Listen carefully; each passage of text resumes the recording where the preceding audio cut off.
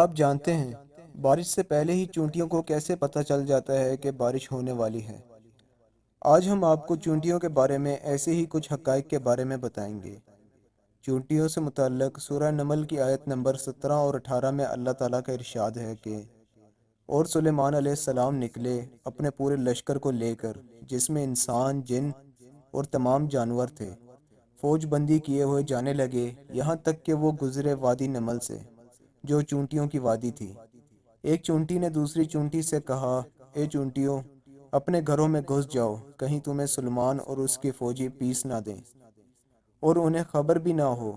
اور سلیمان علیہ السلام نے جب اس چونٹی کی بات سنی تو مسکرائے اور اپنا لشکر کا رخ موڑ لیا۔ چونٹیاں حضرت سلیمان علیہ السلام سے بات کرتی تھیں اور اللہ تعالیٰ نے سلیمان علیہ السلام کو ان کی بات سمجھنے کی صلاحیت بھی دی تھی، جو بات قرآن نے 1400 سال پہلے بتائی۔ آج کے جدید سائنس مختلف تجربات کرنے کے بعد اس نتیجے پر پہنچے ہیں کہ چونٹیاں ایک زبردست معاشی سسٹم میں رہتی ہیں اور اتنے مشکل سسٹم سے بات کرتی ہیں کہ عقل دنگ رہ جاتی ہے۔ سائنس نے بتایا کہ چونٹیاں آواز سے بات نہیں کرتیں بلکہ ڈیٹا منتقل کرتی ہیں، اور ان کا طریقہ یہ ہوتا ہے کہ وہ اپنے منہ سے ایک مواد نکالتی ہیں اور سامنے والی چونٹی کے منہ پر چپکا دیتی ہیں۔ دوسری چونٹی اس سے سارا پیغام ڈیکوڈ کر کے سمجھ لیتی ہے کہ اس لیے آپ نے اکثر دیکھا ہوگا کہ چونٹیاں چلتے چلتے رک کر دوسری چونٹی کے منہ سے منہ لگا کر آگے چلی جاتی ہے۔ یہ اب وہ عمل ہوتا ہے جس سے میں وہ ڈیٹا منتقل کرتی ہے۔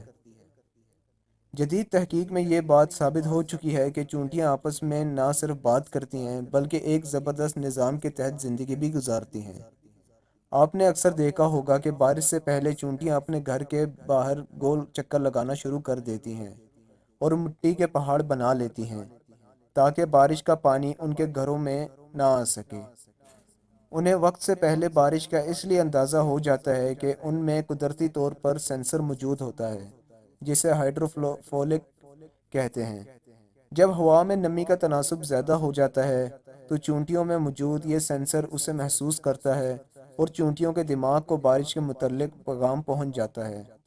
اس لیے چونٹیاں بارش سے پہلے ہی اپنے کھانے پینے اور رہنے کا انتظام کر لیتی ہیں۔ محکمہ موسمیات بھی اسی عمل کو دہراتے ہوئے ہوا میں نمی کا تناسب نوٹ کرتے ہیں اور پھر بتاتے ہیں کہ بارش کے کیا امکانات ہیں۔ تاریخ گواہ ہے کہ جنہوں نے قرآن میں غور و فکر کیا ان لوگوں نے درختوں کے نیچے بیٹھ کر نہ صرف زمین کا حجم بتایا بلکہ یہ بھی بتایا کہ انسان پرندوں کے مانند کیسے پرواز کر سکتا ہے۔ چنانچہ جہاز کے سب سے پہلے موجد مسلمان ہی ہیں۔ اگر ہم قرآن میں غور و فکر کریں تو ایسے ایجادات کر سکتے ہیں کہ نسل انسانی حیران رہ جائے۔ اللہ تعالیٰ نے قرآن میں ارشاد فرمایا ہے کہ کائنات میں عقل والوں کے لیے بہت سی نشانیاں ہیں۔